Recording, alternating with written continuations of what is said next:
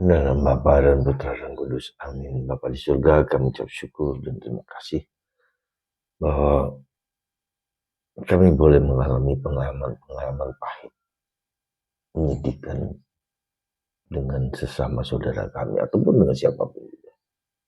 Tentu kami ya Bapa untuk tetap bertahan, untuk tidak jatuh di dalam berbagai macam pengkhianatan seperti yang dilakukan oleh Yudas Iskariot. Terpujilah namamu kini dan sepanjang segala masa. Amin. Para saudara, hari ini kita mendengar lebih jelas tentang nubuat Yesus tentang orang yang akan mengkhianatinya.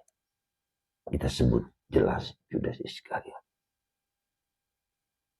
Betapa perasaan seorang Yesus yang terharu dan menyatakan bahwa ada orang yang akan mengkhianatinya, yang akan menghancurkannya, yang akan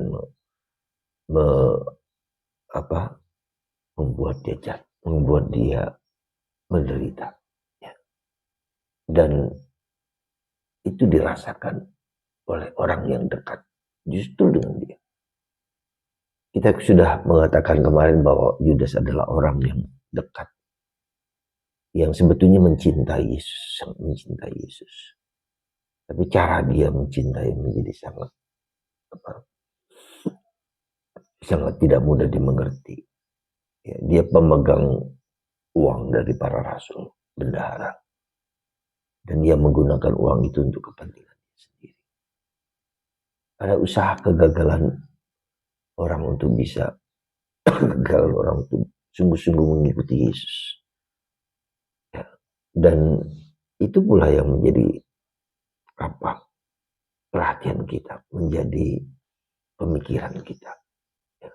Dan kita juga sadar bahwa orang dekatlah yang justru mengkhianati kita. Dan itu menjadi suatu pelajaran berharga bagi kita supaya kita berani menanggung, menderita, berjuang supaya kita mampu dan dimampukan untuk mengikuti Yesus. Karena itu saudaraku terkasih dalam Kristus, mari kita mohon rahmat supaya kita mampu untuk bertahan dengan segala penderitaan apapun yang paling berat sekali. Yang pertama, yang kedua, kita disadarkan oleh surat atau kitab Yesaya yang mengatakan bahwa Tuhan memanggil aku sejak dari kandungan ibuku. Dan sebarkanlah kepada segala bangsa. Ya, suaraku akan didengarkan oleh segala bangsa. Artinya pewartaan Kristus harus dibagikan kepada setiap orang, kepada siapapun, segala suku, segala ras, segala situasi apapun. Dan ini penting bagi kita karena apa? Karena ketika kita menyadari penderitaan kita kembali kepada akar bahwa aku dipanggil sejak dalam kandungan ibuku. Artinya apa? Kerap kali kita belajar untuk memahami, mengerti penderitaan kita justru ketika kita berani tahu bahwa panggilan kita bukanlah panggilan yang tidak mudah, yang bukan yang mudah tapi yang tidak mudah. Beberapa hari yang lalu ada seorang teman yang beragama Kristen tertentu datang kepada saya dan seperti dia melihat ketidakberesan di dalam struktur gerejanya, ya. Dia mengalami kesulitan bahwa ada semacam juga korupsi di antara mereka. Pertanyaannya dia adalah mengapa Tuhan memanggil saya?